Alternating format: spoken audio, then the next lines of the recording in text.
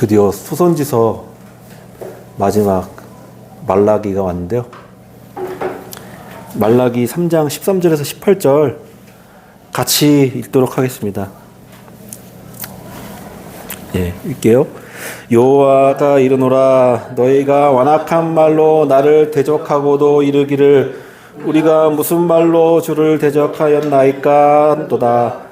이는 너희가 말하기를 하나님을 섬기는 것이 어때니 만군의 여호와 앞에서 그 명령을 지키며 슬프게 하는 것이 무엇이 유익하리요. 지금 우리는 교만한 자가 복되다 하며 악을 행하는 자가 번성하며 하나님을 시험하는 자가 화를 면한다 하노라 함이라.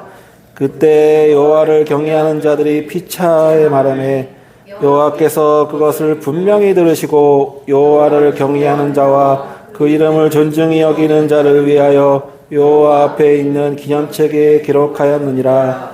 만군의 여호와가 이르노라, 나는 내가 정한 날에 그들을 나의 특별한 소유로 삼을 것이요 또 내 섬기는 아들을 아낌없이 내가 그들을 아끼리니 그때 너희가 돌아와서 인과 악인을 분별하고 하나님을 섬기는 자와 섬기지 아니한 자를 분별하리라. 아멘. 요한이 반갑습니다. 오랜만에 또 금요일날 보게 되네요. 이렇게 의자에 또 앉아주시고. 진호는 오늘 안 왔나 보네요? 너의 가운데 사랑하는 자에게 또 잠을 주신다고 하셨는데 하나님이 너무 많이 사랑하시나 봅니다. 제가 신의 약단에서 저번 주에 간략하게 줄거리 말씀드렸잖아요. 근데 곰곰이 생각해서 보다가 예배 한 번 드리는데 2억 달러를 준다고 하니까 이제 연기를 해서라도 흉내를 내려고 했는데 이 예배 드리는 이 자유의 가치가 우리나라 돈으로 2,800억 정도 되는구나. 최소. 저는 그렇게 이해했어요. 돈을 준다는 게 아무 의미 없이 나온 건 아닐 테고, 이 자유의 가치가 하나님께 예배 드릴 수 있는 자유가 되게 고귀하고 가치 있는 일이구나. 라는 걸 저는 그렇게 이해했어요. 학개스가랴 말라기 이렇게 한 세트로, 그러니까 바벨론에 의해서 이제 포로로 잡혀갔다가 바사, 페르시아, 고레스 왕의 칙령으로 인해서 다시 유다로 돌아왔잖아요. 이제 성전을 다 짓고 그 이후에 이제 한참 시간이 얼마나 흘렀는지 모르겠는데 좀 시간이 흐른 후에요. 말라기라는 그 이름의 뜻이 히브리어로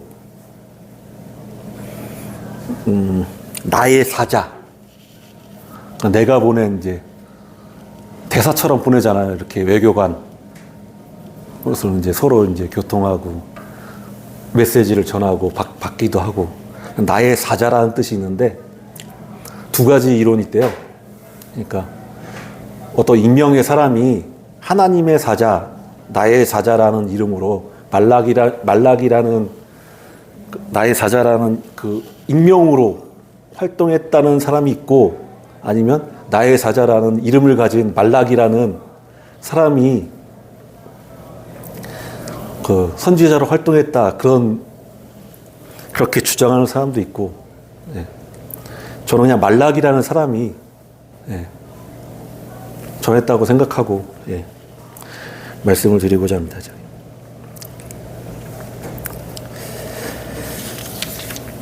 그 말라기는 두 단락으로 나뉘거든요. 그러니까 첫 번째 큰 단락은 하나님과 이스라엘 백성 사이에 논쟁이 있어요. 논쟁의 대화를, 그러니까 하나님과 이스라엘 백성 간에 이루어진 대화. 그리고 둘째 단락은 이제 마지막, 이제 구약의 마지막이죠. 모세의 율법을 잘 행하고 여호와의 날이 오기 전 엘리야를 보내겠다. 근데 400년 뒤에 광야에서 외치는 소리가 있어. 누구는 엘리야라고도 하며 할 때 그 광야에 외치는 소리. 예수님의 길을 예비한 그 사람. 그 사람을 예언했죠. 여호와의 날이 오기 전, 그 예수 그리스도가 여호와의 날이야. 이미 이루어졌어. 우리에게는. 이제 우리에게 여호와의 날은 뭐예요? 각 개인의 죽음이거나 예수님이 재림하는 날이죠. 여호와의 날이야. 하나님의 편에 서 있는 사람에게는 기쁨의 날이 될 것이요, 하나님의 반대편에 섰던 사람에게는 공포와 저주와 암흑의 날이 되겠죠. 네. 저와 여러분 다 기쁨의 날이 되길 바랍니다. 말라기하고 그 사복음서 사이에 400년의 시간이 있는데 침묵의 시대라고 한대요. 제가 알아보니까 하나님이 선지자를 통해서든 뭐 메신저를 통해서든 아무 말씀도 안 하죠. 아무 말씀도 하시지 않으셨어. 근데 하나님이 일을 안 하셨을까? 하셨겠죠. 하나님은 쉬지도 않는다잖아요. 회전하는 그림자도 없을 정도로 엄청 바삐 움직이시는 분이신데, 그때 당시에 이제 역사적으로 어떤 일이 일어났냐면, 페르시아의 왕조가 무너지고, 그 다음에 그 다니엘이 환상인가 꿈을 봤잖아요. 머리는 황금이고, 이렇게 이제 다리까지 이렇게 쭉 설명하는데, 그런 것처럼 이제 헬라 제국, 알렉산드로 대왕이 딱 나타나가지고 제국을 동원해서 이제 유대 땅을 지배하고, 그 다음에 이제 권력의 공백기에 마카비 혁명이라고 일어나가지고요, 80년 동안 유대 독립국가를 세웠어. 그러다가 로마 제국이 부흥하잖아요. 그래서 이제 로마 제국이 그 땅을 다스리고 헤롯 대왕을 분봉왕으로 세웠어. 총독이라고 할 수 있죠, 총독. 그런데 무의미한 400년이 아니었어요. 깊게 들어가다 보면은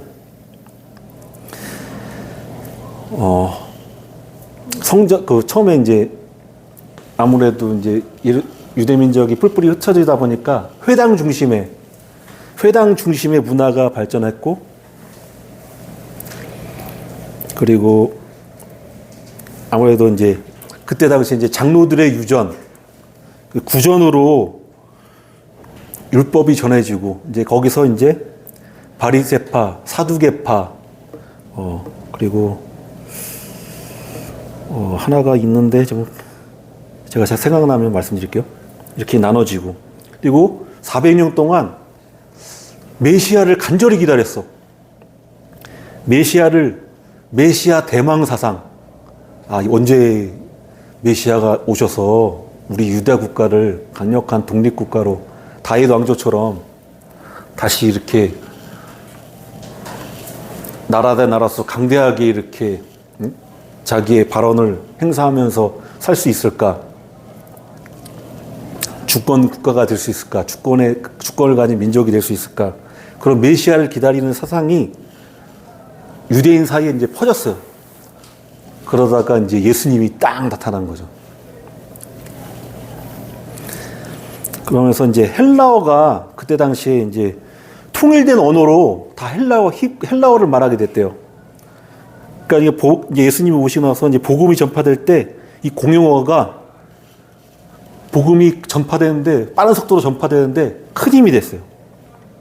그리고 회당 시스템이 있어가지고 유대인 그 공동체 사회에 네트워크가 형성돼가지고 금방 이렇게 복음이 확산되는 그런 시스템이 정착이 돼요. 회당 시스템이. 그러니까 400년의 시간이 무의미했던 건 아니에요. 그리고 이제 6가지 논쟁에 제가 간략히 말하면 다 말씀드릴 수 없고 6가지는 하나님의 사랑에 관한 논쟁, 두 번째는 제사장들의 태만에 대한 논쟁, 그리고 불신에 대한 논쟁, 하나님이 공의에 대한 논쟁, 그리고 11조 회개에 대한 논쟁, 그리고 하나님을 대적하는 말에 관한 논쟁. 6번째가 지금 오늘 읽었던 본문에 하나님을 대적하는 말에 대한 논쟁이에요. 중요한 것만 넘어가자면 첫 번째 논쟁이 하나님의 사랑에 대한 논쟁이에요. 말라기 1장 2절에서 3절에 여호와께서 이르시되 내가 너희를 사랑하였노라. 하나 너희는 이르기를 주께서 어떻게 우리를 사랑하셨나이까 하는도다. 나 여호와가 말하노라. 에서는 야곱의 형이 아니냐. 그러나 내가 야곱을 사랑하였고 에서는 미워하였으며 그의 산들을 황폐하게 하였고 그의 사람을 광야의 이리들에게 넘겼느니라. 하나님께서 내가 너희를 사랑한다 했으면 그냥 사랑하시는구나 받아들이면 되는데 이스라엘 백성들이 비아냥대듯이 하나님께 말대꾸해. 주께서 언제 우리를 어떻게 사랑했나요? 우리 사랑하셨나요? 근데 왜 이스라엘 백성들이 이렇게 비아냥대면서 하나님과 논쟁을 펼치려고 했나? 학기 스가랴 예언자가 성전이 건축되면 우선순위를 얘기했잖아요. 우리 집을 챙긴 것보다 성전을 먼저 건축해라. 먼저 하나님께 예배하고 하나님을 경배해라. 그러면 이스라엘 백성들을 다시 세우고 희망찬 미래로 희망의 메시지를 전해줬잖아요. 하나님 말씀이 틀린 거 아니야. 언제든 우리 생이 아니더라도 언젠간 이루어질 말씀인데 이스라엘 백성들은 그렇게 받아들이지 않는 거죠. 성전이 건축되면은 세상이 완전히 바뀌고 우리에게 복이 크게 임할 것이라는 그 장밋빛 예언이 말라기가 살고 있는 현실에 성취될 것으로 보이지 않았기 때문에, 희망이 보이지 않기 때문에 이스라엘 백성들이 되게 빈정상한 거야. 화가 났어. 생존의 위협 가운데 막 이렇게 방해가 있었잖아요. 열심히 성전 지었는데 복음커녕 생활에 향상되지 않고 너무 어려운 거야. 고통스러운 거야. 그러니까 하나님께 삐지고 속았다고 느낀 거예요. 내가 하나님께 이용당했나? 그러니까 점점점 하나님에 대한 희망은 사라지고 무관심해지고 하나님에 대해서 예배가 변질되고 제사는 형식적으로 변해간 거예요. 왜냐하면 하나님에 대한 희망을 점점 상실해.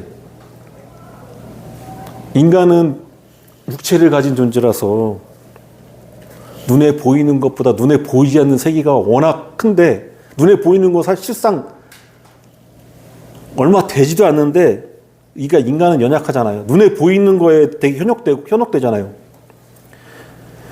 현실이 변하지 않으니까 변하지 않는 거라고 그렇게 느끼니까 하나님에 대해서 점점 실망하게 된 거야. 이스라엘 백성들이. 그러니까 하나님과 맞장구 치고 막 이제 대드는 거죠.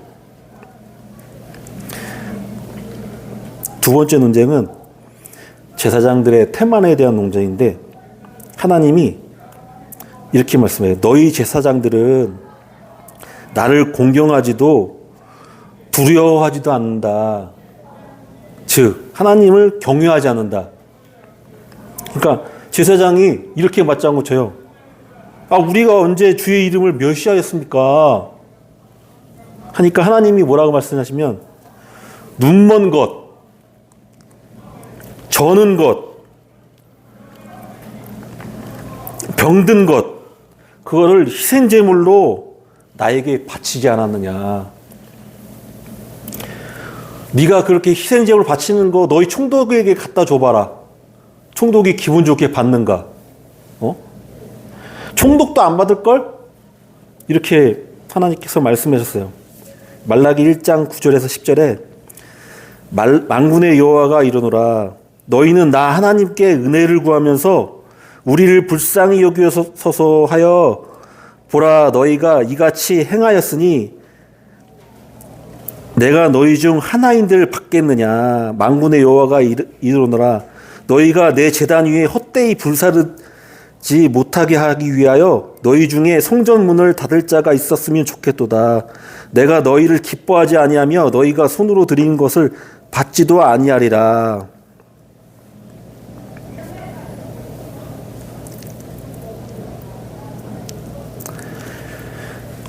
이거 말씀을 읽으니까 제가 양심의 가책이 막 확 다가오는 거예요. 하나님께 은혜를 구하면서 우리를 불쌍히 여겨주세요 막 이렇게 기도하면서 정현진의 행실은 제사장들의 행실은 요식행위에 불과하고 거칠에만 했지. 그리고 드리는 것도 눈먼 것 저는 것. 신명기에 분명히 제사 희생제물은 흠없고 점없는 걸 하나님께 드리라고 했는데 이게 요식화되고 그냥 보여주기식이 되니까 하나님이 기뻐하지 않는 그 눈먼 거, 뭔가 문제 있는 희생제물을 하나님께 드리되니까 하나님이 되게 열받아서 차라리 성전에 문 닫을 사람이 있었으면 좋겠다. 차라리 문 닫어. 그러면 희생제물에 불도 사들이지 않게 되니까 내가 짜증나는 거 안 보지 않겠냐. 차라리 성전을 닫아라. 성전을 닫어. 너희 제물 안 받겠다. 너희들도 받지 않겠다. 그렇게 말씀하신 거예요, 하나님이. 제사장들이 형식적으로 예배드리고 하나님이 그렇게 할 거면은 성전문을 이렇게 닫으라고 호통치시니까 제가 되게 양심의 가책을 느끼는 거죠. 나도 그렇지 않나? 나도 지금 억지로 뭔가 하나님께 혼날까봐 뭔가 이 전도사라는 이런 뭔가 겉으로 보이는 타이틀 때문에 나오기 싫어서 억지로 나오는 거 아닌가? 솔직히 주일날에도 집에서 그냥 쉬고 싶은 생각이 제가 그 얘기를 민경자매한테 했더니 당신은 전도사야. 교회 나가야 돼. 근데 예전에 그 우스갯 얘기로 엄마 나 교회 나가기 너무 싫어. 나가기 싫어요. 오늘 좀 쉬고 싶어요. 하니까 야 네가 담임 목사인데 어떻게 안 나가냐고. 교회 가야지. 나 그 우스갯 얘기인 줄 알았더니 내가 그러고 있다니까. 교회는 나왔죠. 특별한 일 아니면 나왔는데 이처럼 이렇게 뭔가 기쁨으로 자원하듯이 나온 게 아니라 뭔가 혼날까봐 거칠의 식으로 막. 그래서 제가 이 말씀 듣고 약간 좌절을 느꼈어요. 좌절을. 나도 이 제사장들이랑 별 다를 게 없구나. 그 희망이 막 사라지고 좌절스러울 때 갑자기 스치듯이 그 아브라함의 이야기가 떠오른 거예요. 이삭이가 여기 이삭이 있네. 이삭이가 아버지한테 그런 거야. 하나님께 제사 드리러 가는데 나무도 있고 칼도 있고 불도 있는데 희생제물은 어디 있어요? 물어보니까 아브라함이 이렇게 얘기해. 희생제물은 하나님께서 예비하실 거야. 근데 그 말씀이 갑자기 딱 생각나는 거예요. 맞구나. 우리가 하나님께 흠없고 점없는 걸 드릴 수 있는 그런 능력 자체가 안 되는구나. 하나님께 드릴 제사는 희생 제물은 하나님께서 준비하시는구나. 우리 독생자 예수 그리스도를 보내셨구나. 흠없고 점없는 어린 양 예수 그리스도를 희생 제물로 보내주셨기에 아까 희망이 없고 좌절됐는데 다시 또 감사하고 희망을 얻게 됐어요. 예수님을 생각하니까. 우리가 본문의 또 13절에 하나님께서 이렇게 말씀하세요. 너희가 완악한 말로 나를 대적하였다. 하니까 이스라엘 백성들이 이렇게 말해요. 우리가 무슨 말로 주를 대적하였습니까? 막 이렇게 서로 화난 상태니까. 하나님은 이스라엘 백성에게, 이스라엘 백성은 왜 나한테 복을 안 주고 말이야? 힘들게 해. 막 서로 이렇게 으르렁거리는 거죠. 근데 하나님은 또 죽이지 않고 그냥 대꾸를 해주죠. 14절에 너희 이렇게 말한 거 내가 내 귀에 들었는데 어떻게 얘기했냐면 하나님을 섬기는 것이 헛되다. 만군의 여호와 앞에서 그 명령을 지키며 슬프게 행하는 것이 무엇이 유익하냐? 또 15절에 교만한 자가 복되고 악을 행하는 자가 번성하고 하나님을 시험하는 자가 화를 면한다. 라고 하지 않았니? 하고 이스라엘 백성들에게 얘기를 해요. 그러니까 그 얘기를 듣고 야훼를 경외하는 자가 이렇게 얘기해. 16절에 읽어볼게요. 그때 여호와를 경외하는 자들이 피차에 말하매 여호와께서는 그것을 분명히 들으시고 여호와를 경외하는 자와 그 이름을 존중히 여기는 자를 위하여 여호와 앞에 있는 기념책에 기록하셨느니라. 하나님은 똑똑히 듣고 있어. 하나님 똑똑히 보고 있어. 그걸 다 기록하고 있어. 그러면서 또 희망의 메시지. 항상 마지막에는 희망의 메시지를 주세요. 그게 17절, 18절인데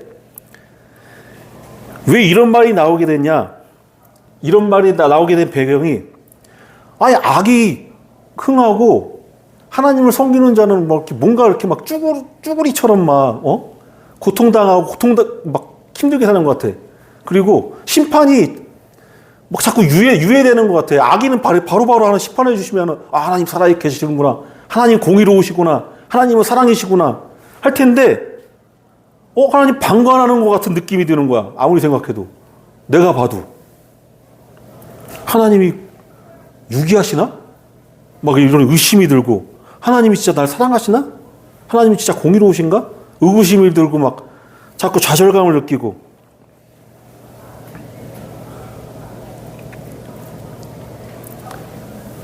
그때 하나님께서 17절에 만군의 여호와가 이러노라. 나는 내가 정한 날에 하나님이 정한 날이 있어. 정한 날에 그들을 나의 특별한 소유로 삼을 것이며 또 사람이 자기를 섬기는 아들을 아낌같이 내가 그들을 아끼리니 그때 너희가 돌아와서 의인과 악인을 분별하고 하나님을 섬기는 자와 섬기지 아니하는 자를 분별하리라.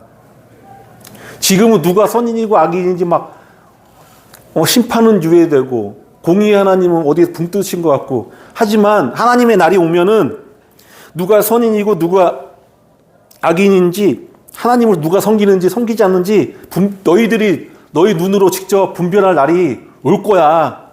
그런 희망의 메시지를 주셨어요.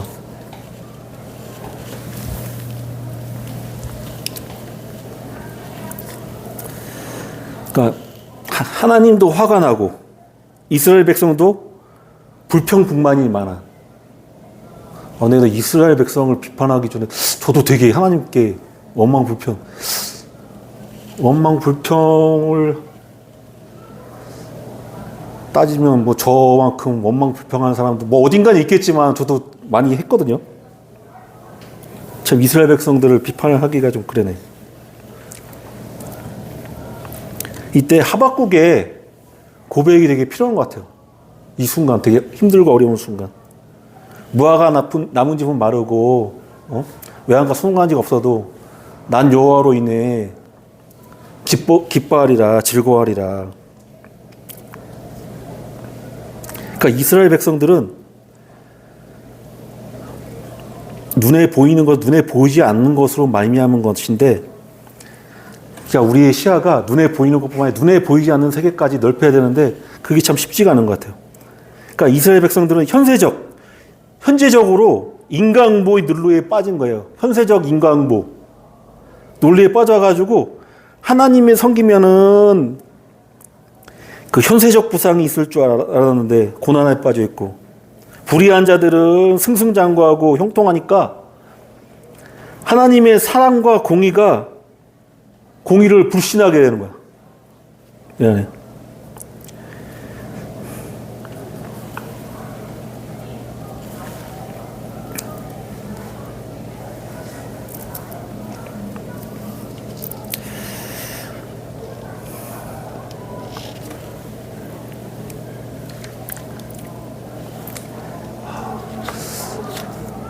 본질이 중요한 것 같은데 저번 주에 말씀드렸는데 우리가 삼중 축복을 받기 위해서 예수님을 믿는 게 아니잖아요. 예수님을 믿기 때문에 삼중 축복은 그냥 자연스럽게 따라오는 거잖아요. 근데 저도 예수님 잠깐 저리로 가세요. 삼중 축복 막 그럴 때가 있었던 것 같아. 그런 거를 기복적인 신앙이라고 하잖아요. 기복적인 신앙. 본질은 예수님이구나. 여호와 하나님이구나. 하나님으로 인해서 행복해야 되는데 그 외의 것에 너무 휘둘렸구나. 제가. 그 찬양도 있잖아요. 예수님만으로 나는 만족인가? 그런 경지에 이르는 저와 여러분이 됐으면 좋겠습니다. 예. 여호와 하나님을 공경하고 두려워하는, 그리고 흠없고 정없는 어린 양 대신 희망의 예수 그리스도께 감사하는, 또 끝까지 믿음의 경주를 달리는 믿음의 형제자매 한빛교회 성도가 되시기를 나사렛 예수 그리스도의 이름으로 축복합니다. 아멘. 축복합니다. 아멘. 축복합니다. 예.